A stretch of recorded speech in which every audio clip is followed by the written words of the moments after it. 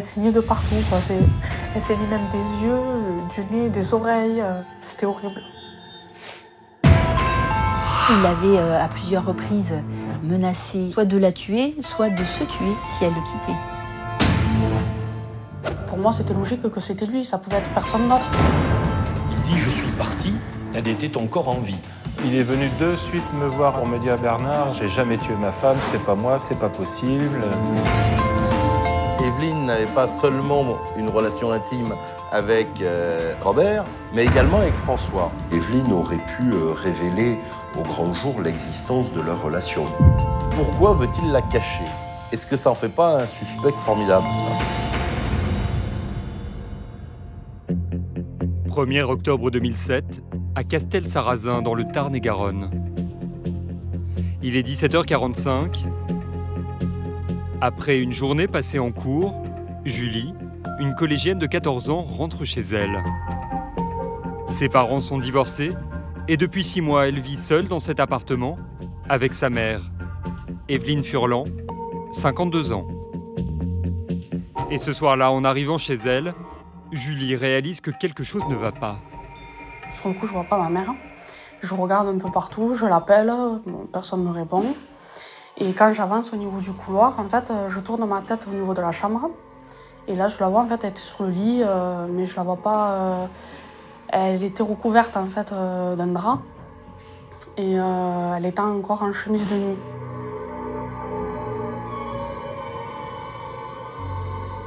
Et donc, je lui parle, elle me répond pas. Elle avait son bras qui tombait un peu du lit. Et c'était un peu bleu, violet. Et donc moi, sur le coup, je croyais qu'elle était malade et qu'il fallait que je l'aide. Donc je m'approche d'elle et en fait, je lève le drap et là, j'ai vu qu'elle était décédée. Malgré le choc, Julie réalise que le meurtrier est peut-être encore dans l'appartement. Elle doit fuir, au plus vite. Je me suis retournée en fait et je pensais qu'il était là et que j'allais y passer, honnêtement, je pensais que j'allais y passer. Et je suis partie pour demander de l'aide, pour qu'on puisse m'aider. L'adolescente s'échappe dans la rue et rencontre un voisin. Il dit « je t'en prie, vite, aide-moi, appelle la police, maman elle est décédée, aide-moi, il faut que tu m'aides ». Et donc là, il m'a dit « rassure-toi, calme-toi, explique-moi calmement ». Moi, j'ai dit « non, vite, il faut que tu appelles ». Donc il a appelé, la police est venue aussitôt. Le commissariat de Castel-Sarrazin est à moins de 800 mètres. Les policiers arrivent en quelques minutes à peine. Et une fois sur place, ils ne peuvent que constater l'évidence. Dans la chambre d'Evelyne Furlan, ils sont confrontés à une scène horrible. Le visage de la victime est méconnaissable. La quinquagénaire a été étranglée et il ne faut pas chercher trop loin l'arme du crime. Elle est toujours là, près du corps.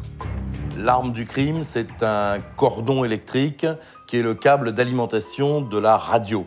La coloration de la peau était extrêmement rosée, violette, ce qui témoignait d'une importante force lors de la strangulation au lien. Le tueur a fait un double tour avec le câble électrique pour étrangler très violemment Evelyne Furlan. Une strangulation si importante qu'elle a occasionné des dégâts ignobles. Impossible pour Julie d'oublier cette vision macabre. C'était vraiment bien ouvert et elle saignait de partout, quoi. Elle saignait même des yeux, du nez, des oreilles, de la bouche, du cou, de partout. De partout. J'avais toute la tête, quoi. C'était horrible. Le SRPJ de Toulouse est saisi de l'affaire. Et comme toujours, les investigations débutent avec les experts scientifiques. Les techniciens en identification criminelle de la police judiciaire ont passé un temps fou dans cet appartement pour essayer de trouver tout indice pouvant aider l'enquête, comme on dit, c'est-à-dire la salive, d'éventuelles taches de sperme, de sang, de cheveux, d'empreintes digitales également. Toute la maison est passée au peigne fin. Une chose est certaine, l'arme du crime n'a pas été apportée de l'extérieur. Car dans le salon, les policiers retrouvent ce poste radio auquel manque son câble d'alimentation.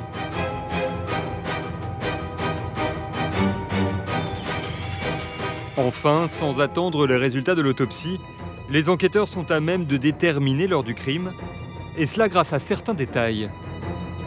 Elle est découverte, il est à peu près 18h, elle est toujours en chemise de nuit. Les tasses de café du petit déjeuner sont encore là. De toute évidence, la vie s'est arrêtée le matin même, en fait. Le médecin qui constate le décès confirme l'hypothèse. Grâce au relevé de température sur le cadavre, il date approximativement la mort au matin même, un peu avant 8h30. En attendant les résultats des analyses des différents prélèvements, les policiers remarquent une chose étonnante. La porte n'a pas été fracturée, ce qui ne laisse que 3 hypothèses possibles. Ça veut dire que soit Madame Furlan a ouvert à la personne qui l'a étranglée, soit cette personne avait la clé, soit cette personne était déjà dans les lieux. Evelyne Furlan connaissait-elle son meurtrier? Un autre indice semble conforter cette hypothèse. Sur le canapé dans le séjour se trouvent 2 oreillers et une couverture, laissant penser que quelqu'un a dormi sur ce canapé cette nuit-là. Alors, qui a dormi chez Evelyne cette nuit-là? Pourrait-il s'agir du meurtrier? Julie, la fille de la victime, doit être entendue au plus vite.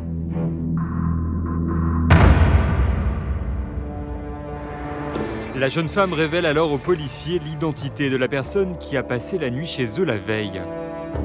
Il s'agit d'un homme. En l'occurrence, il s'agit de l'ex-petit ami de sa mère, Robert Koutama, un Antillais de 55 ans. Et voici ce que Julie raconte à la police. Je vois qu'il commence à enlever sa veste, se mettre à l'aise sur le canapé. Et moi, je l'appréciais pas vraiment, donc je lui ai lancé un petit peu des pics et je lui ai dit « mais qu'est-ce que tu fais ?» Il me dit « non, mais rien, j'aimerais discuter un peu avec ta mère. » Il n'y a pas eu de cris, il n'y a pas eu de dispute violente, mais enfin, il y a eu manifestement une explication entre deux. Et Robert Koutama, d'après Julie Marie, lui aurait dit « tu peux pas faire ça, tu peux pas me quitter comme ça, c'est pas possible. » Moi, j'ai dit « bon, moi, ça me regarde pas, hein, c'est vos histoires, voilà. » Donc je suis partie dans la chambre. Après, je sais pas ce que je disais aux policiers. Je sais pas vraiment qu'est-ce qui s'est dit. Retirée dans sa chambre, Julie n'a rien entendu de plus. Ensuite, la jeune fille raconte qu'au cours de la soirée, sa mère est passée la voir pour la rassurer. Je pense qu'elle m'a dit non, t'inquiète pas, on finit de discuter, il va s'en aller, il n'y a pas de problème, quoi. Laisse tomber, va dormir. Voilà, quoi. À peu près, c'était quelque chose comme ça. Julie se couche et le lendemain matin, à son réveil, elle découvre que Robert Koutama est toujours là. Et quelque chose intrigue la jeune fille. Il y avait Robert qui était là dans la cuisine et il fumait sa cigarette, voilà, il nous regardait. Ma mère, elle se préparait parce qu'elle avait rendez-vous pour du travail. Donc très contente, elle se préparait, elle se pomponnait, faisait le retour entre salle à manger, chambre et salle de bain. Et il n'arrêtait pas de la regarder. Il a fixé. Je trouvais ça bizarre, enfin inhabituel du moins, venant de lui, parce que pourquoi la fixer autant, je sais pas. Vers 7h20, l'adolescente se prépare à quitter l'appartement et dit au revoir à sa mère qu'elle laisse seule avec Robert Koutama. À partir de là, Julie n'aura plus aucune nouvelle de sa mère. Alors Robert Koutama a-t-il quelque chose à voir avec la mort d'Evelyne Furlan? Pour le savoir, les enquêteurs décident de partir à sa rencontre, mais auparavant ils veulent en savoir plus sur Evelyne. Qui était-elle? Quelqu'un pouvait-il lui en vouloir? Maman de 3 enfants issus de 2 unions différentes, Evelyne Furlan était divorcée depuis 6 ans du père de Julie. Cette femme de 52 ans était très croyante et semblait unanimement appréciée dans son entourage. C'est ce que nous confirme l'une de ses meilleures amies que nous avons retrouvée, mais qui a préféré garder l'anonymat. Elle a tout pour elle, quoi. Elle allait à l'église, c'est quelqu'un qui aurait fait tout pour ses gosses, c'est quelqu'un qui était patiente, qui était à l'écoute, c'est quelqu'un qui, même si elle a rien, elle va faire tout pour t'aider. C'était quelqu'un de joyeuse. Dès qu'elle pouvait aider, elle le faisait. C'était quelqu'un d'extraordinaire. Vraiment. Pourtant, la vie n'avait pas été tendre avec Evelyne. Diabétique et souffrant de problèmes aux reins, elle était sans emploi et percevait une pension d'invalidité. Elle venait d'ailleurs de décrocher un rendez-vous important et reprenait espoir de retrouver un travail. Mais derrière ce portrait sans histoire, les enquêteurs découvrent que la mère de famille cachait un secret. Et comme souvent, c'est son téléphone portable qui va se révéler bavard. Les policiers découvrent un numéro de téléphone qui est très souvent utilisé par Evelyne. Donc ils vont faire identifier l'utilisateur de cette ligne téléphonique et ils vont tomber sur un individu qui se prénomme François. Les policiers ne connaissent pas ce François. Jusque-là, personne n'avait mentionné ce prénom. Ce sont les nombreux textos échangés entre Evelyne et cet homme qui vont révéler la vraie nature de leur relation. Là, ils vont découvrir que finalement, Evelyne n'avait pas seulement une relation intime avec Robert, mais également avec François. Et visiblement, ces deux-là se voyaient très régulièrement, très souvent, et en tout cas, ils communiquaient beaucoup. Les enquêteurs fouillent alors la vie de l'homme en question. Il habite à Castel-Sarrazin, il est marié, il n'est jamais tombé dans une affaire de droit commun, de violence ou d'un quelconque délit ou crime. L'enquête démontre alors que non seulement ce quinquagénaire entretient une relation intime avec Evelyne, mais qu'en plus, elle ne date pas d'hier. Et visiblement, il connaît Evelyne Furlan depuis très longtemps. En fait, ils sont déjà sortis ensemble quand ils étaient jeunes. Et ils se sont retrouvés par hasard. Et ça a été de nouveau le même coup de cœur. Au fur et à mesure des investigations, une conviction se forge doucement chez les enquêteurs. Le criminel se trouve forcément dans l'entourage de cette femme sans histoire. Il y a Robert Koutama, l'ex-petit ami, mais aussi François, l'amant militaire. L'un de ces deux hommes en voulait-il à la mère de famille au point de l'assassiner sauvagement? Et si oui, pour quelle raison? C'est Julie, la fille d'Evelyne, qui va apporter une indication essentielle à propos de Robert Koutama. Evelyne et lui se sont bel et bien aimés pendant 4 ans, mais petit à petit, des tensions sont apparues. Julie raconte les disputes dont elle a été témoin. J'avais compris dans leur dispute qu'apparemment il avait eu trompé plusieurs fois. Quand il buvait, il était quand même assez agressif. Au niveau de la voix, il levait la voix. Pour moi, ça faisait bizarre parce que j'étais petite et ça m'impressionnait parce qu'il levait la voix, ça criait. Et, après, une fois, je sais que j'étais sur le canapé, j'étais allongée et il y avait une dispute avec ma mère. J'ai voulu prendre la défense de ma mère, donc je lui ai mal parlé. Et ça lui a pas plu, il avait bu et il s'est approché de moi, il m'a levé la main. Sans me taper, mais il m'a levé la main dessus. Et ouais, là, ça a été, pour moi, ça a été le déclic. Je l'ai détesté. Honnêtement, je l'ai détesté. Julie déteste Robert Koutama, à tel point qu'à la fin de son audition, elle n'hésite pas à dire que pour elle, c'est forcément lui qui a tué sa mère. Il lui avait fait des menaces, il lui avait dit voilà, si tu me quittes, je te tuerai.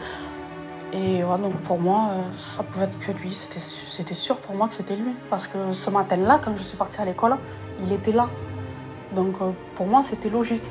Le soir, quand je suis rentrée à la maison, elle était toute seule, pour moi, c'était logique que c'était lui. Ça pouvait être personne d'autre. On a un coupable désigné par quelqu'un de très proche, qui est une enfant, qui est une adolescente, et qui est, une fois de plus, témoin de rien, mais témoin d'un ressenti. Dès le lendemain de l'audition de Julie, au petit matin, les policiers interpellent Robert Koutama et ils n'y vont pas de main morte. reconnaissent pas la dangerosité de la personne. Ils utilisent un bélier pour défoncer la porte et ils le trouvent à 6 h du matin dans son séjour. Il ne comprend pas du tout ce qui se passe. Il se laisse appréhender sans aucune difficulté parce que c'est conforme à son caractère. Les policiers perquisitionnent le domicile de Koutama et d'emblée, cela s'annonce intéressant. Là, ils trouvent des éléments qui les troublent un peu, notamment la présence d'un jean qui est encore mouillé et qui est en train de sécher, 2 t-shirts qui semblent présenter d'ailleurs des traces de sang, des traces brunâtres. Robert Koutama a lavé ce linge la veille, précisément le jour de la mort d'Evelyne. On retrouve surtout une boîte de pastilles de détergent dont 3 pastilles ont été utilisées. Il y a encore leur emballage cellophane sur la table de la machine à laver. 3 pastilles de détergent pour une seule lessive.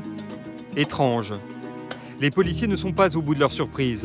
Le passage du Blue Star dans la voiture de Robert Koutama se révèle positif. La portière avant gauche va réagir au produit, ce qui veut dire qu'on retrouve des traces de sang sur la portière conducteur, ce qui veut dire qu'il a pu se frotter s'il a eu du sang sur son jean en fermant la porte ou quelque chose comme ça.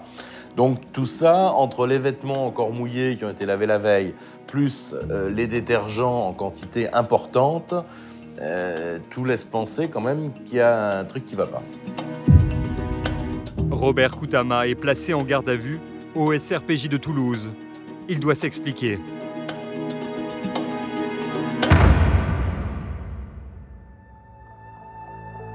Dès le lendemain, l'arrestation de Robert Koutama fait la une des journaux. Et lorsqu'ils apprennent la nouvelle, ses proches n'en croient pas leurs yeux. C'est le cas de Xavier Sanchez, un ami du meurtrier présumé. La douche froide. Ah non, c'est impossible. C'est impossible. Le patron de Robert Koutama n'imagine pas non plus que cet honnête maçon puisse être coupable. C'est pas possible. Tout le monde s'est posé la question dans l'entreprise. Comment Robert aurait pu faire ça? C'est pas possible. Pour nous, c'était... on tombait des nues, quoi. Un homme très souriant, très jovial, sociable, très sympa, travailleur, voilà. Enfin, moi, l'image de Robert, c'est ça, c'est ce visage avec ce grand sourire, toujours rigoler, quelqu'un de bien, quelqu'un de bien. Alors que des accusations de meurtre pèsent sur lui, Robert Koutama se montre incroyablement serein, même lorsqu'il est présenté au juge d'instruction.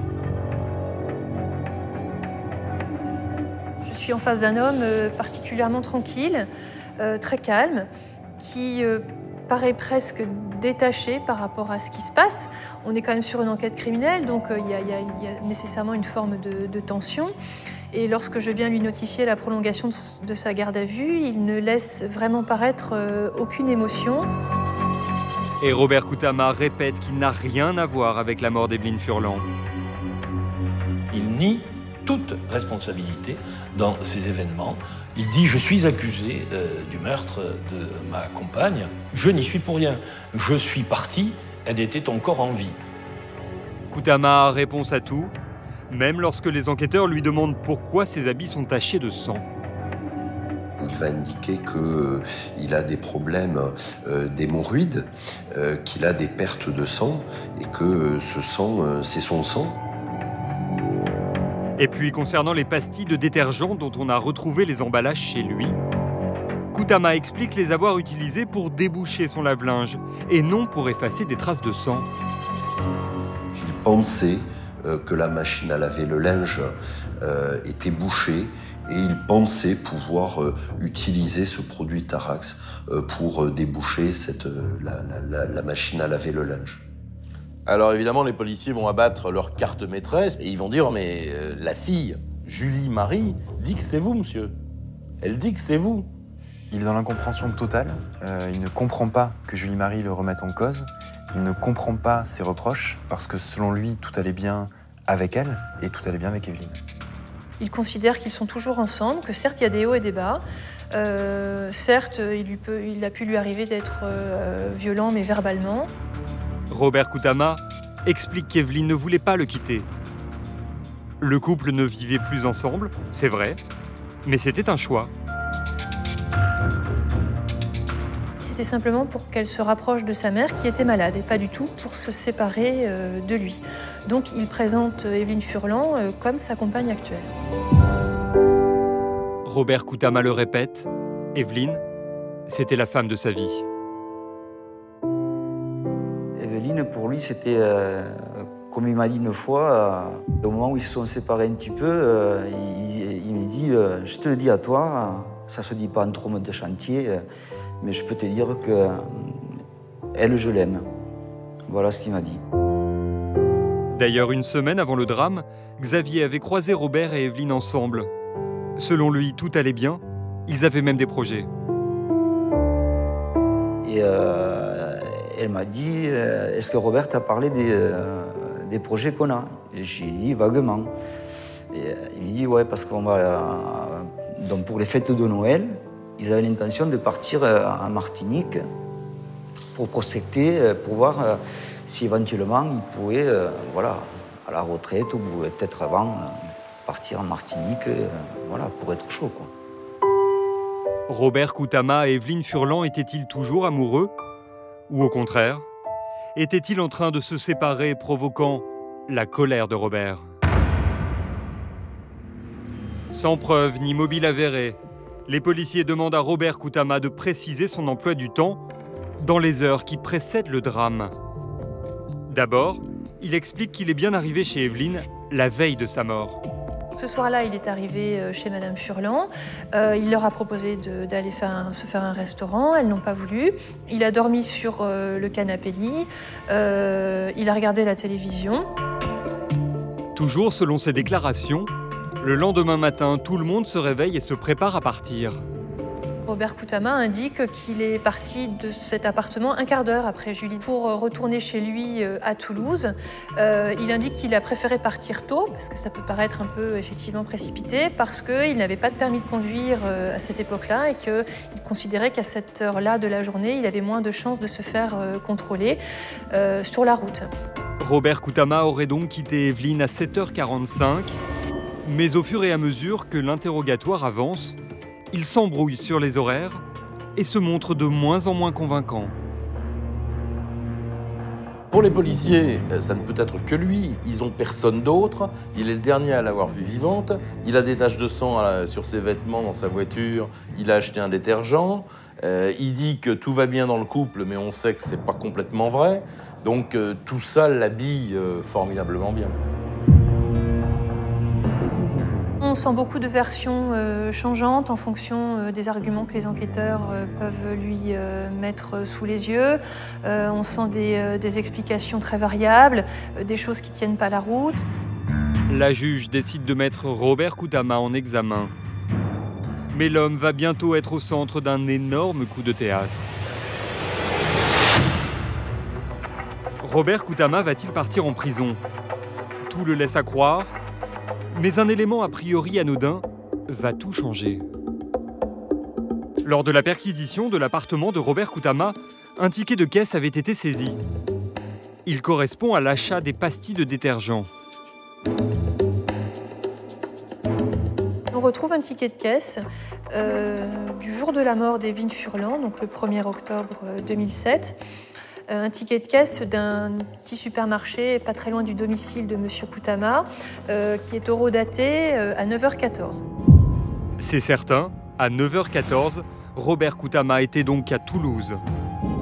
Puisqu'il faut presque 1h30 pour parcourir le trajet de Castel-Sarrazin, où vit Evelyne, à Toulouse, cela signifie que Robert, s'il est bien le meurtrier, aurait tué Evelyne avant 7h50. Et souvenez-vous, Julie, la fille d'Evelyne, a quitté l'appartement de sa mère aux environs de 7h20. Robert Koutama, décrit comme calme ce matin-là par Julie, se serait donc transformé en homme violent au point d'étrangler son ex-compagne en moins de 30 minutes. Ce n'est pas impossible, mais c'est peu crédible. On ne comprend pas comment Robert Koutama peut, en une demi-heure, dégoupiller, s'énerver sans avoir bu d'alcool, au point d'aller étrangler Evelyne Furlan alors qu'ils ont passé la nuit ensemble et qu'il n'y a aucun élément qui permette de déterminer qu'il y ait eu cette dispute initiale avant les faits. Autre élément troublant qui va semer le doute chez les enquêteurs, le retour des analyses des taches de sang retrouvées sur le jean et dans la voiture de Robert Koutama. Il ne s'agit pas du tout de ce qu'imaginaient les policiers. Ce sang, ce n'est pas du tout celui d'Evelyne, c'est le sien. Il souffre d'hémorroïdes. Et ce qu'il avait expliqué aux enquêteurs, le sang qui était présent dans sa voiture, le sang qui est présent chez lui, c'est son sang. Et c'est démontré par le laboratoire de police scientifique de Toulouse. Non seulement cette preuve s'évanouit, mais un témoignage va bientôt aider à disculper Robert Koutama. En poursuivant l'enquête, les policiers vont mettre la main sur un témoin capital. L'homme est balayeur municipal à Castel-Sarrazin et c'est surtout un ami de la famille d'Evelyne Furlan. Il a une révélation très étonnante à faire. Selon lui, le matin de la mort d'Evelyne, il l'aurait croisée en ville. Il a été entendu à 3 reprises.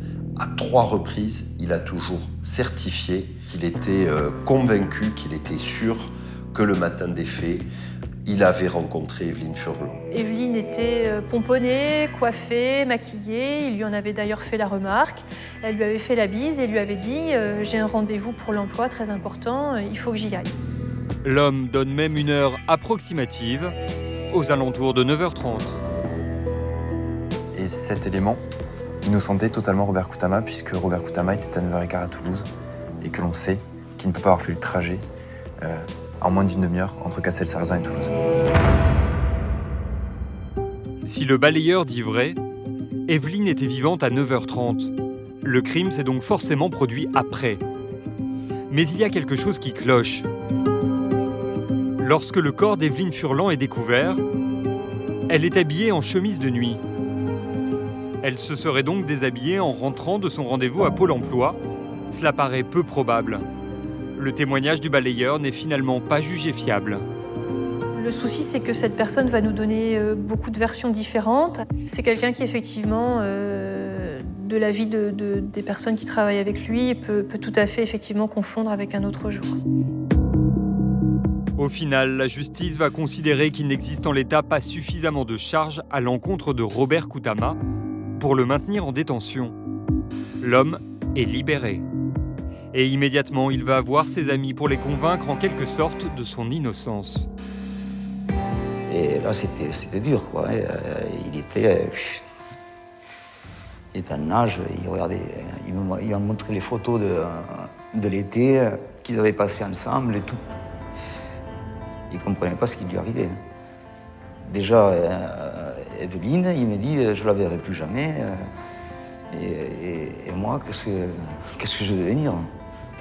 Et voilà, je lui ai dit si tu n'as rien fait, tu vas retourner au travail, mon gars.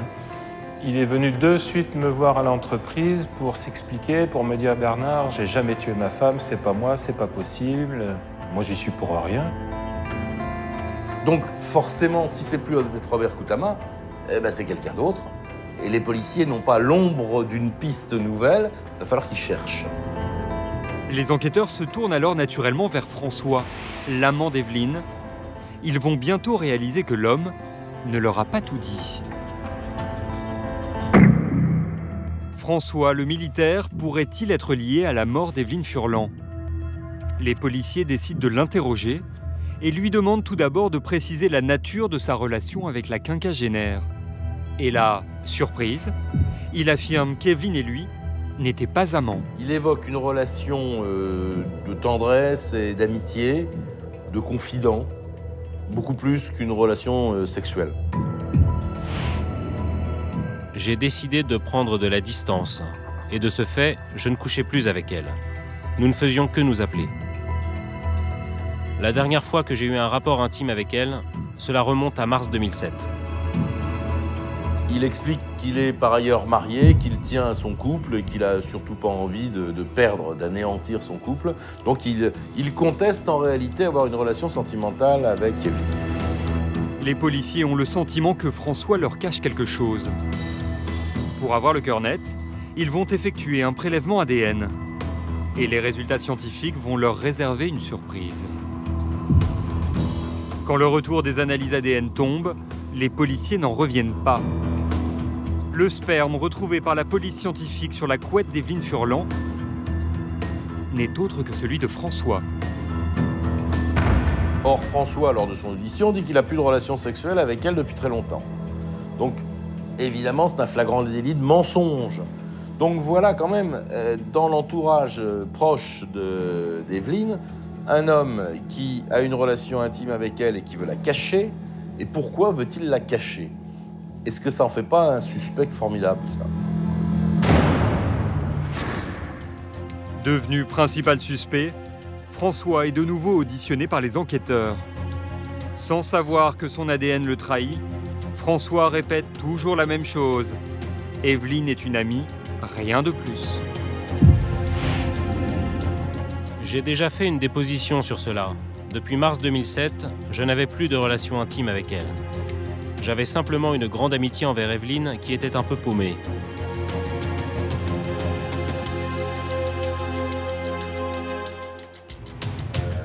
Face au mensonge flagrant de l'amant, les policiers lui présentent les preuves ADN.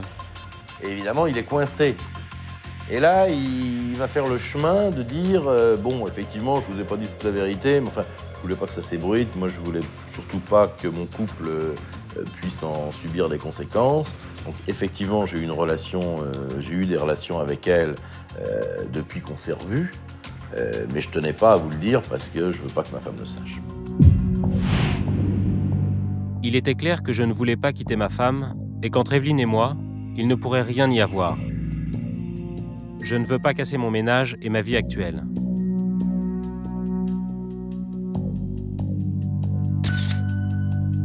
Les enquêteurs imaginent alors un mobile possible.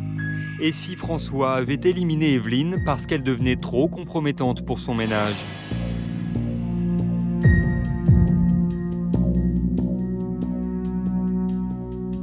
Peut-être Evelyne aurait pu révéler au grand jour l'existence de leur relation. Peut-être ne souhaitait-il pas que l'existence de leur relation soit étalée au grand public. François continue à nier être le meurtrier d'Evelyne, cette femme pour laquelle il avait des sentiments. Les policiers vont alors vérifier son emploi du temps. Ils retrouvent notamment des ouvriers témoins de ses déplacements. Et sans le vouloir, ils vont fournir aux militaires un alibi en béton.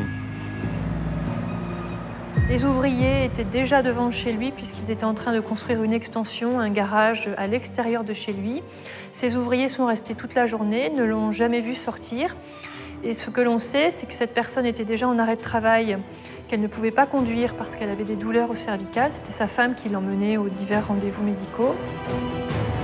C'est certain, l'homme était chez lui à 8h45 puisqu'il a appelé un plombier afin de lui demander de venir en urgence sur son chantier. Un plombier qui passera un peu plus d'une heure après. Effectivement, les plombiers sont d'ailleurs passés à 10h du matin. Donc, sur le créneau qui est déterminé par les légistes de la mort d'Evelyne Furlan, manifestement, cette personne n'avait pas matériellement le temps ni physiquement les capacités de venir dans l'appartement de Madame Furlan.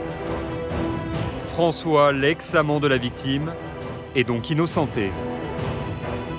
On va considérer que ces propos sont fiables, sont crédibles, et donc par conséquent, on n'a pas besoin d'aller plus loin dans les investigations.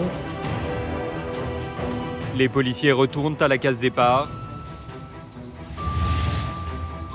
Mais il leur reste une chance de découvrir l'auteur du crime. Car les résultats des analyses ADN effectuées sur le câble ayant servi à étrangler Evelyne Furlan vont enfin arriver sur le bureau du juge. On retrouve l'ADN de Koutama aux deux extrémités de ce câble. Ce qui veut dire que ce n'est pas quelque chose dont il s'est servi régulièrement, où on retrouverait son ADN partout. Là, c'est vraiment dans la symbolique du lien qui va servir à étrangler. On le prend à une extrémité puis à l'autre, on fait le tour et on serre. Et là, la présence de l'ADN aux deux extrémités a, pour l'accusation, été déterminante. Et ce n'est pas tout. L'ADN de M. Koutama est retrouvé sous 4 des ongles de la main droite de Madame Furlan, sous les ongles notamment. L'ADN de M. Koutama est retrouvé sur le col de la chemise de nuit, mélangé à celui de Madame Furlan dans un échantillon de salive. Et on retrouve sur un débardeur de M. Koutama à son domicile une trace de sang avec l'ADN de Madame Furlan.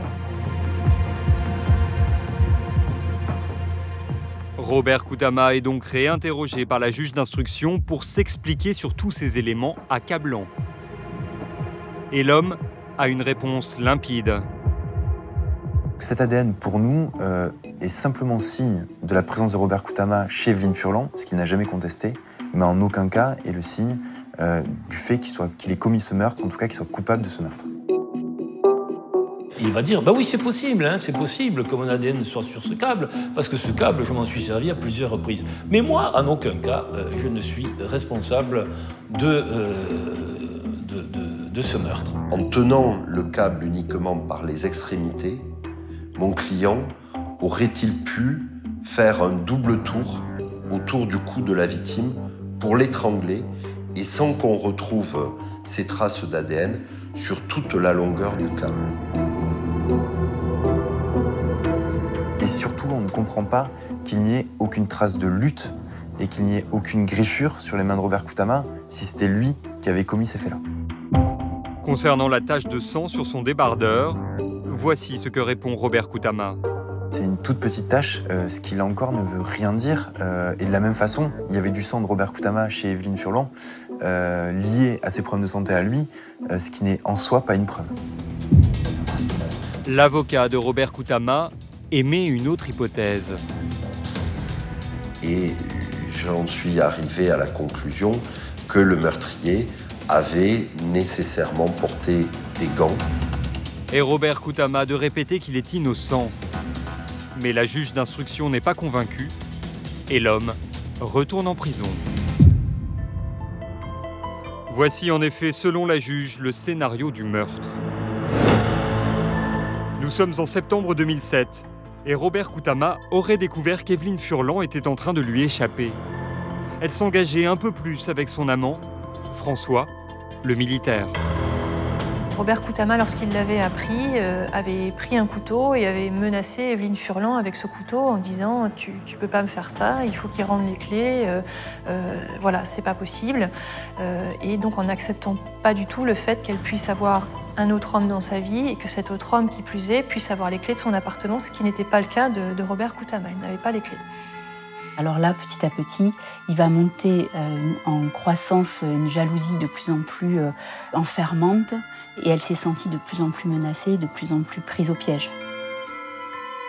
Et d'ailleurs, il avait à plusieurs reprises menacé Evelyne Furlan, soit de la tuer, soit de se tuer lui-même si elle le quittait. La veille du drame, le 30 septembre 2007, Robert serait venu voir Evelyne pour obtenir une explication. Mais tout ne se serait pas passé comme il l'imaginait. Alors le lendemain, après le départ de Julie au collège, il aurait compris que sa liaison avec Evelyne était terminée. Et il n'aurait pas supporté cet affront.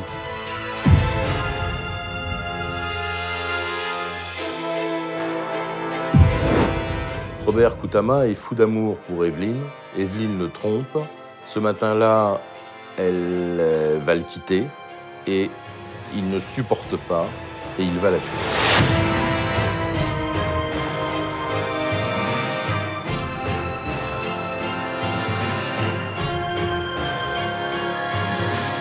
Il l'a étranglée avec un câble électrique en le passant 2 fois autour de son cou et en tirant très très fort, très violemment, parce que la strangulation est très très marquée, très prononcée. Et ce lien, pour moi, il avait un aspect symbolique. C'est le lien avec lequel il la tue, mais avec lequel il la garde pour lui, pour toujours. C'est aussi simple que ça, reste à savoir si c'est comme ça que ça s'est passé, mais en tout cas, c'est la version de l'accusation, c'est la thèse de l'accusation.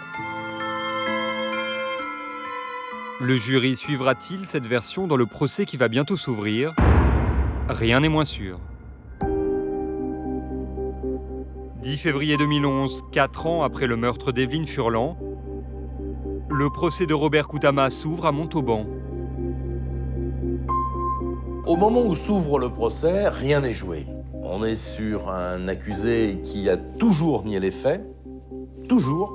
Depuis le premier jour, il nie les faits, et avec un dossier qui est extrêmement fragile, pour ne pas dire bancal. Un procès en forme de confrontation entre Julie, la fille de la victime, et Robert Koutama, l'ex-compagnon. Une confrontation très difficile. Pour moi, quand je le voyais, j'avais que de la haine. Je le détestais. Je voulais la pire chose pour lui. C'était vraiment... quand je le voyais, j'avais l'image de ma mère, donc de savoir ce qu'il avait fait, et voilà. Je pouvais pas voir autre chose. C'était pas possible. Pour moi, c'était un monstre. À l'audience, Robert Koutama fait preuve d'un comportement qui joue contre lui. Robert Koutama se défend très mal, a du mal à expliquer l'amour qu'il avait pour Evelyne. On a beau essayer de travailler avec lui, il n'y arrive pas parce qu'il ne comprend pas qu'on puisse l'accuser et qu'on puisse l'accuser d'avoir tué la femme qu'il aimait. Donc en l'état, c'est très complexe ce dossier, et ce procès va être compliqué pour nous en tant qu'avocat de la défense, car notre principal ennemi, ce sera Robert Koutama. Quand il répondait aux questions, il était timide, il répondait aux questions qu'on lui posait, mais sans aller au bout, comme un gamin à qui on fait des reproches, quoi. Je l'ai senti très tendu, très crispé, angoissé. C'est au tour de Julie de venir à la barre témoigner. L'émotion de la jeune fille va bouleverser les jurés.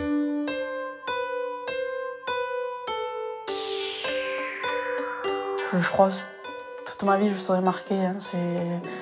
Des fois, j'aimerais ne plus y penser. Hein. Honnêtement, j'aimerais ne plus avoir cette image-là, mais c'est dur, c'est encore dur. Même à 22 ans, c'est encore très dur. Puis cette image-là, ça me choque, en fait. C'est ma mère, donc bon, de la voir comme ça, c'est dur.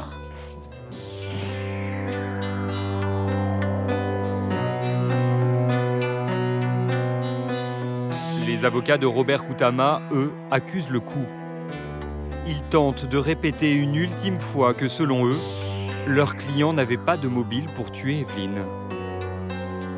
Ce qui est compliqué dans ce dossier, c'est que le mobile, on ne l'a pas. Ce mobile a été créé en expliquant que Robert Koutama était jaloux, ce qui était vrai, était alcoolique, c'était vrai, aurait pu être violent, ce qui est déjà moins vrai. Et surtout, on ne comprend pas comment un matin, alors même qu'il a dormi chez la victime, alors même qu'il n'y a pas eu de dispute le soir, Robert Koutama commettrait ce crime sans aucune raison. Ça ne correspond pas à sa personnalité, ça ne correspond pas à ce que disent les gens qui l'ont côtoyé, et ça ne correspond surtout pas au fait qu'à 9h15, il était à Toulouse, qu'à 9h15, il ait acheté un produit, et que les gens qui l'ont vu après n'ont pas constaté chez lui un comportement inhabituel. Les avocats de l'accusé critiquent l'enquête, qui leur semble essentiellement à charge. Et surtout, qui aurait bénéficié à l'amant, François. L'idée n'était pas tant de l'accuser du meurtre, c'était pas ça. C'était simplement de montrer que la position de l'amant correspondait exactement à celle de Robert Koutama, au niveau des mensonges, des contradictions, simplement que le traitement qui lui avait été réservé n'était pas le même que celui de Robert Koutama. Les avocats vont s'engouffrer dans cette brèche. Et ils auraient eu tort d'ailleurs de s'en priver. Et manifestement, il y a des choses qui n'ont pas fonctionné dans cette affaire. En tout cas, il y a trop de doutes, me semble-t-il, pour juger sereinement. Après 4 jours de procès, les jurés partent délibérer. Il ne leur faudra que 2h30 pour tomber d'accord sur le verdict. Un verdict lourd. Il est condamné à 18 ans de prison, 18 ans de réclusion criminelle. Il est complètement décontenancé. Et je crois que c'est à ce moment-là qu'il comprend qu'on l'accuse du meurtre d'Evelyne Furlan et qu'il vient d'être condamné pour le meurtre de la femme qu'il aimait. Robert Koutama fait immédiatement appel. Il est rejugé 10 mois plus tard à Toulouse. La peine est alors alourdie à 20 ans de réclusion. Alors là, ça a été le choc. Le choc. Et même aujourd'hui, je suis sûr qu'il ne sait pas pourquoi. Pourquoi. Il se demande encore qu'est-ce qu'il fait là, quoi. Face à Robert Koutama qui continue de clamer son innocence, Julie, la fille de la victime, éprouve une peine immense. À sa tristesse s'ajoute l'incertitude. Elle ne connaît toujours pas les circonstances exactes de la mort de sa mère. J'aurais aimé qu'ils disent la vérité. J'aurais aimé qu'ils disent oui, c'est moi qui l'ai fait. Peut-être que ça m'aurait permis d'avancer. Mais non, j'ai toujours ce manque-là. Et je sais très bien que je ne connaîtrai jamais la vérité, je le sais. Et ça me bloque. Je ne sais pas vraiment qu'est-ce qui s'est passé, pourquoi il y a eu ces déclics-là, pourquoi il a fait ça. Et j'ai toutes ces questions-là, j'aurai jamais la réponse.